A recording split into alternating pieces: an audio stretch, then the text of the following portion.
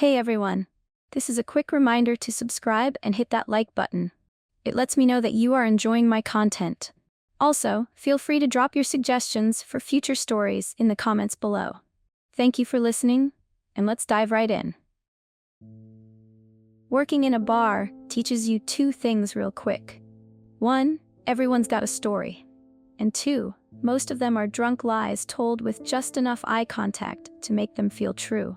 I'd been behind the counter for almost 3 years. It was the kind of place that saw all types. Loudmouths who tipped in nickels, regulars who drank the same beer like it was a sacred rite, couples who fought through 3 margaritas and then made out in the parking lot like nothing ever happened. Weird loners who talked more to their shot glass than to me. But Chris, he wasn't the bar type. He didn't slur his words, didn't flirt, didn't try to impress me with some tired joke or fish story. He just talked, calm and chill, like we were old friends catching up on a quiet Tuesday night. What unsettled me wasn't what he said, it was how he said it, like the conversation wasn't real, like it had been scripted long before I ever showed up. Like he was running lines from a memory, not living in the moment. Our last chat was short but strange. If you had a chance to change your life, he asked, swirling whatever he was drinking, would you do it? I laughed. Hell yeah, I said, no question. Then came the crash. My coworker behind me dropped the shaker. Classic rookie move. I turned for 2 seconds to help clean it up. And when I turned back, Chris was gone. No goodbye, no nod, just a half-empty glass, a crisp $50 bill, and a plain white card left on the bar. No name, no logo, just a number printed dead center in neat black ink.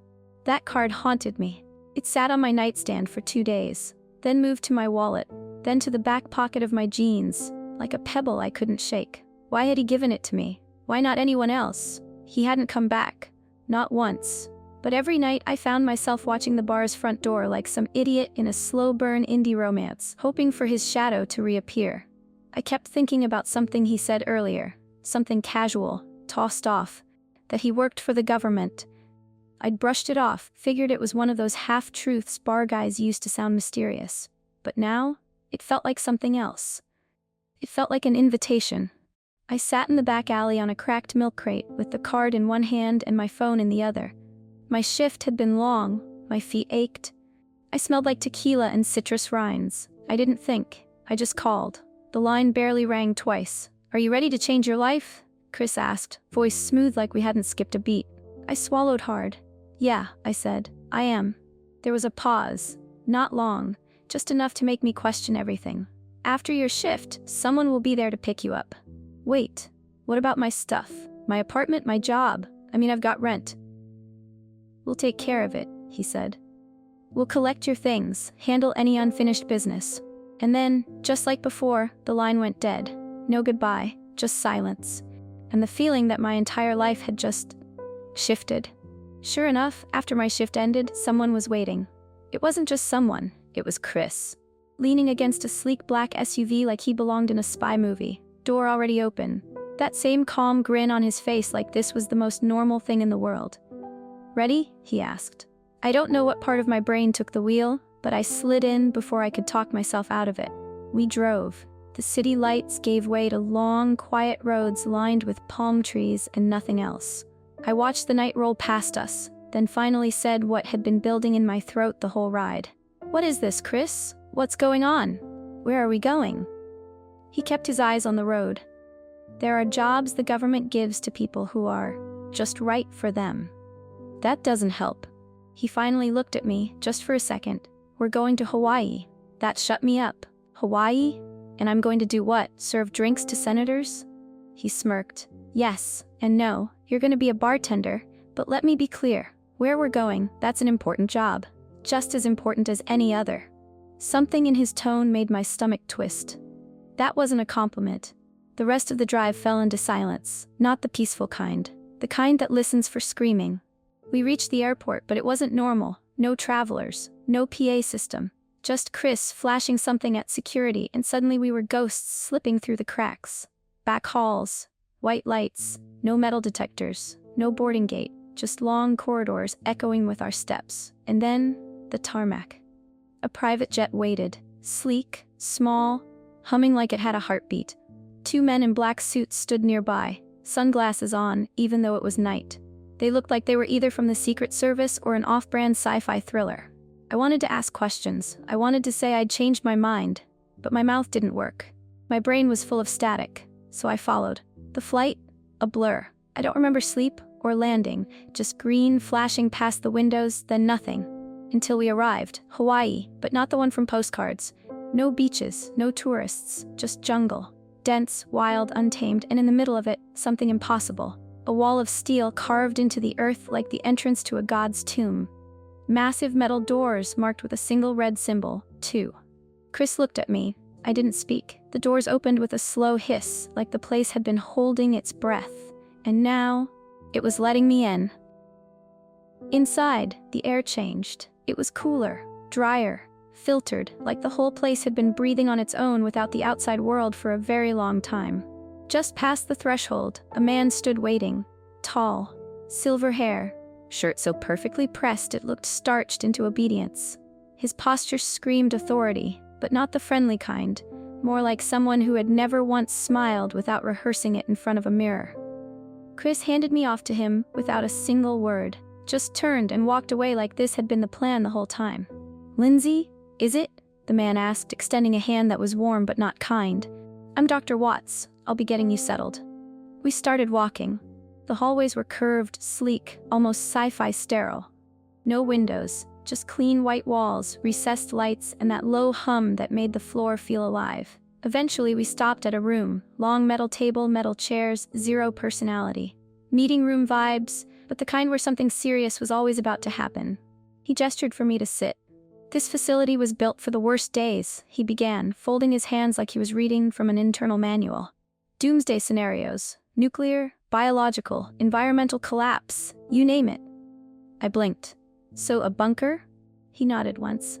"Not just a bunker, a functioning society." He rattled off a list like he was reading a brochure. Offices, hospitals, fire stations, schools, restaurants, shops, even a police department. "How big is this place?" I asked. My voice felt small in the empty room. He smirked faintly. "You'll see." Then he got to the part that really flipped the script. He said the place was mainly designed for scientists, top minds who were trained to keep working through high-pressure isolation. But in order for them to function properly, they needed more than work. They needed comfort. A sense of normal. Routines. "That's where you come in," he said. "You'll be working a real job, yes, but also playing a role. You're not just a bartender, you're part of the illusion. A lifeline to what they left behind." "That sounds like acting," I muttered. "I don't know if I'm any good at that." His smile returned, the same empty one as before. "Don't worry, we have people who will teach you everything. You'll have a full week of orientation." Then he stood. "Come, you'll want to see it." We walked. And what I saw next made me question everything I thought I knew about being underground. We stepped into something that looked like a small city. Wide, gently curving streets beneath a domed ceiling lit with warm, soft light. Buildings with storefronts, fake trees that swayed like they caught real wind. People in lab coats, walking beside others in military uniforms. There was a coffee shop with a fake window behind the bar, showing a digital sunrise that shimmered through the glass like a screensaver from heaven. A man-made park filled with the echo of laughing children. A bike rack. A bookstore. A corner bakery. It looked real. Too real. Like someone had built a town from memory, or maybe from a dream. And it worked. Within a week, I stopped wondering how I'd gotten here, and started wondering how I was already fitting in. They gave me an apartment on one of the main streets, right above that fake bakery that piped warm cinnamon smells through the vents. My bathroom sink never dripped. My bed was memory foam. Even the towels were soft. Orientation was intense. We had daily acting classes where they taught us how to smile just the right amount. How to answer questions about our lives before. What to say if someone started spiraling. How to redirect a conversation with a gentle joke about the weather.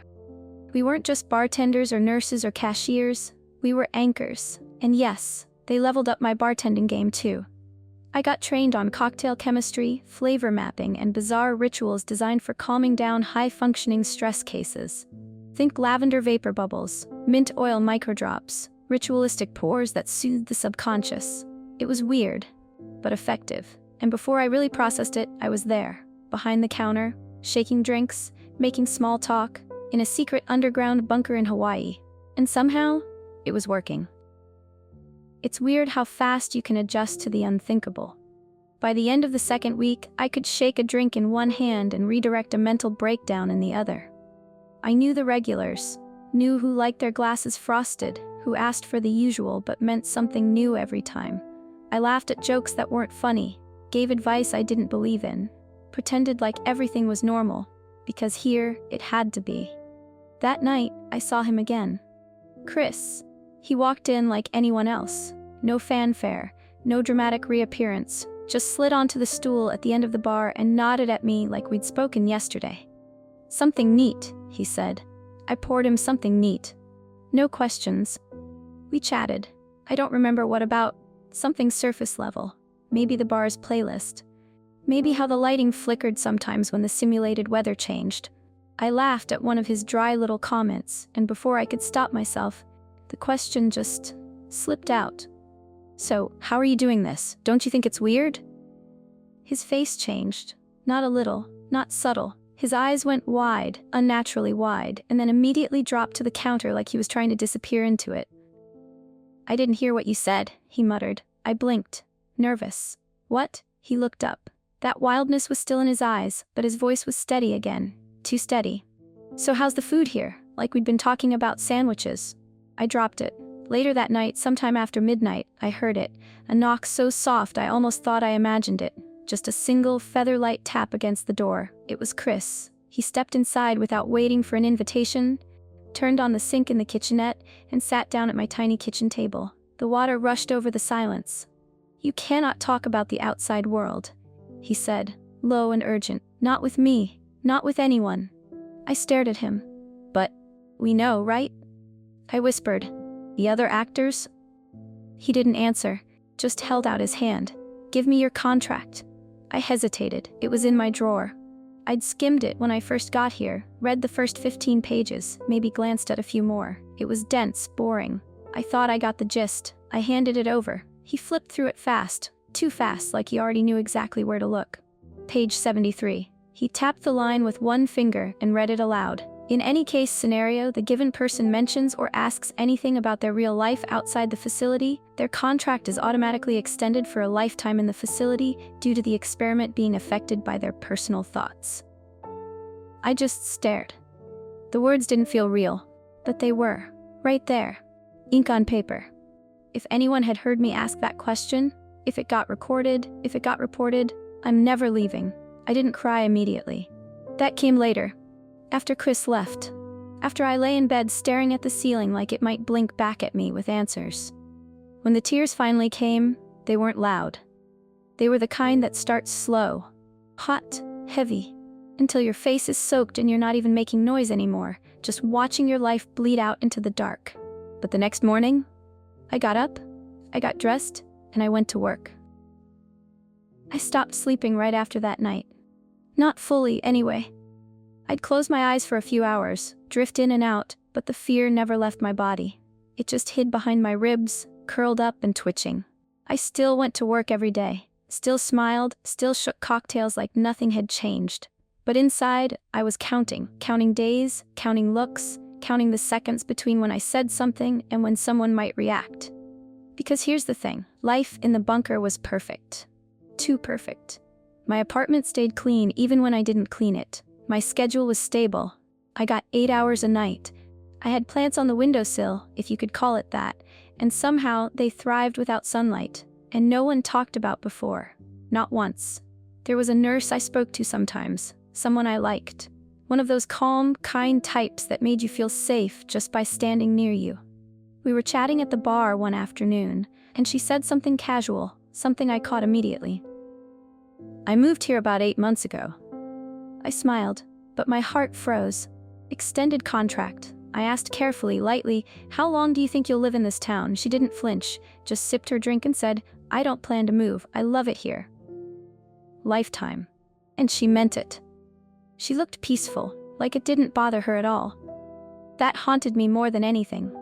Because maybe I could get used to this. Maybe that was the plan all along. But then I saw two screw-ups. Two moments that reminded me just how thin the ice really was. The first was a guy. Drunk. Maybe new, maybe just careless. He started talking about his wife, said he left her back in Salt Lake City. Said her name, said he missed her. Said maybe he'd go back someday. He didn't even finish the sentence. Two guards appeared like smoke and dragged him out of the bar, one on each arm. Calm, efficient. Everyone else in the room? We were all handed a small white pill by a woman in a gray vest. Everyone except me. I wanted to ask why. I didn't. Not anymore. The second was a plumber. Friendly guy. 2 weeks in. Always joked when he came in, always tipped in full bills. I liked him. Thought maybe he was safe. Then one night, he leaned across the bar, grinning and said, "So how's your acting? You any good?" I froze. The words stuck to the back of my tongue like metal in winter. Then I remembered. Chris, that night. That line. I tilted my head, smiled politely, and said, "What? I didn't hear you." Then I changed the subject. Weather. Drinks. The fake kind of weather where it rains on schedule. He tried to circle back, but he never got the chance. Dr. Watts himself showed up at the bar and escorted him out, hand on his shoulder, voice low and warm like a lullaby. And that gave me something I hadn't felt in weeks. Hope. Because maybe, just maybe, they didn't hear what I asked Chris that night. Still, I worked every shift like it was my last. I watched the days tick by, circling one in red ink in my mind. The 6-month mark. Everyone gets a holiday, they'd said. A pre-scheduled break. But I knew the truth. It wasn't a vacation. It was Judgment Day. And right on cue, Dr. Watts came for me. He met me outside the bar like it was a routine appointment. No tension, no guards, just him in that damn pressed shirt. We walked the familiar halls, rode the mirrored elevator, entered the same cold meeting room. I tried to smile, tried to look like someone who belonged here, someone who hadn't asked anything she shouldn't have. Dr. Watts didn't waste time. He sat across from me, hands folded, elbows resting neatly on the smooth metal table, like this was just another routine performance review. Nothing about his posture said warning, but everything else did. The way his eyes stayed locked on mine, the way his smile didn't even bother trying. "Look, I'll be straightforward," he said. "You're a good person, a good worker, but we know you broke the rules." I felt something clench in my chest, tight and sharp. Not panic, not yet, but the beginning of it. The moment when the drop starts just before you feel gravity kick in. I didn't say anything. A tear rolled down my cheek, slow like molasses, as if my body was trying to keep it quiet, dignified. "As per protocol," he continued, "your contract will be extended, as written."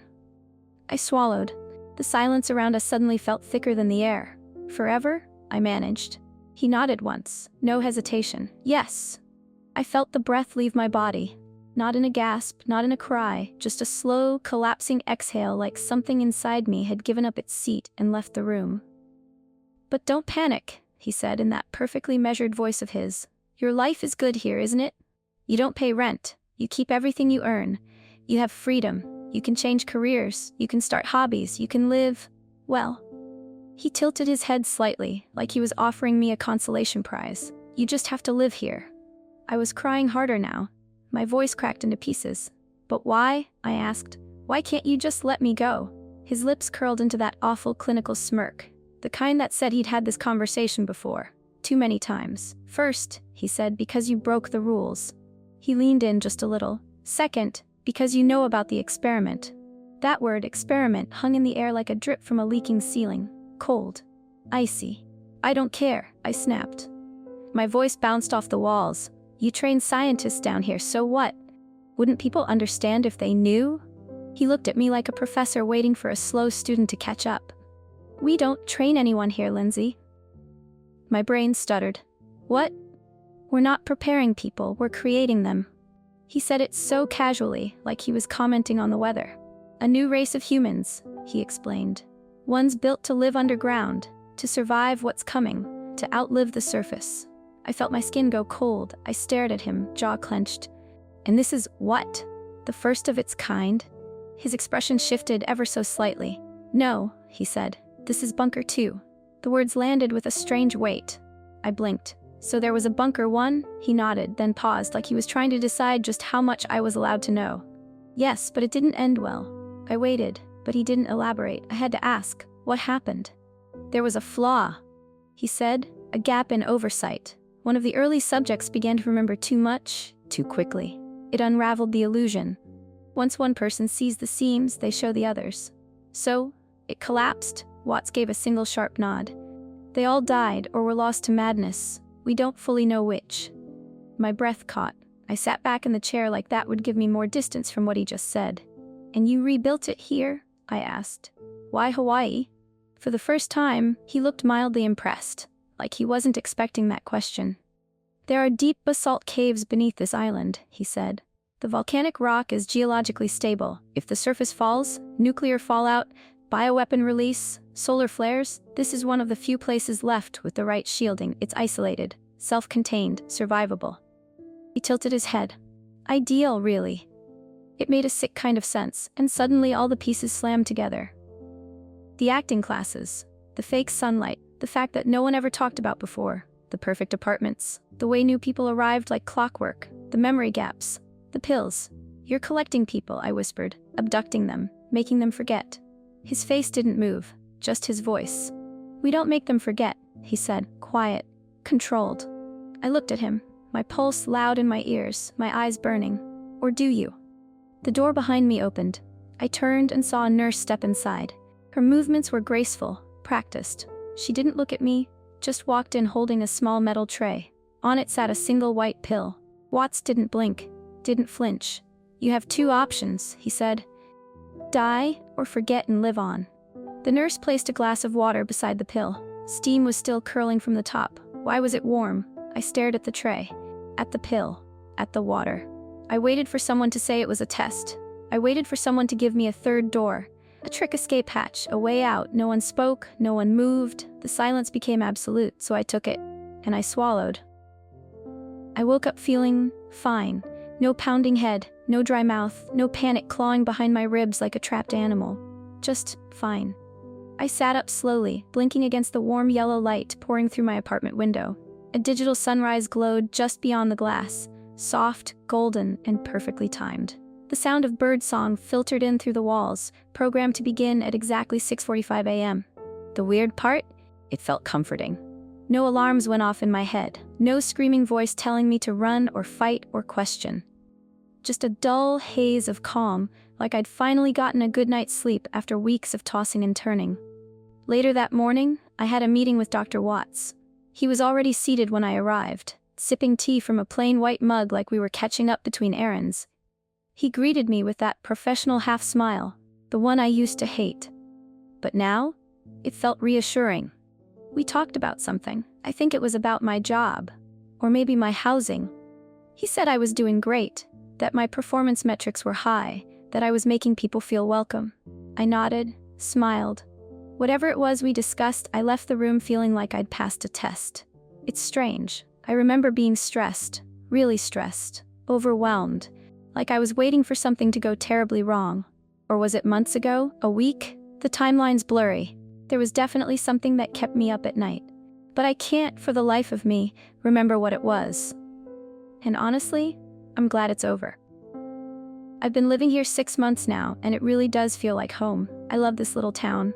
The streets are always clean. The sky cycles from day to night in soft gradients, like watching a lava lamp melt into itself. The air smells fresh, crisp, almost like eucalyptus. I don't even think about the fact that we're underground anymore. Sometimes I go sit by the artificial lake. The ripples are soothing, predictable.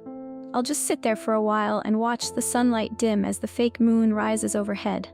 It pulses slightly when it's full, like it's breathing, like the whole world here is exhaling with me. Everything is nice, and my job? I love it. I'm good at it too. People tell me I make the best drinks in town, that I always know just what to say. They smile at me like I matter, like I help keep the engine running. And maybe I do. Every now and then, someone new comes in. You can always spot them. Their eyes dart around too much, like they're expecting something to jump out from behind the coffee shop. They don't smile right. They flinch when the artificial thunder rolls in over the dome. Some of them ask strange questions. Sometimes they talk about places I've never heard of.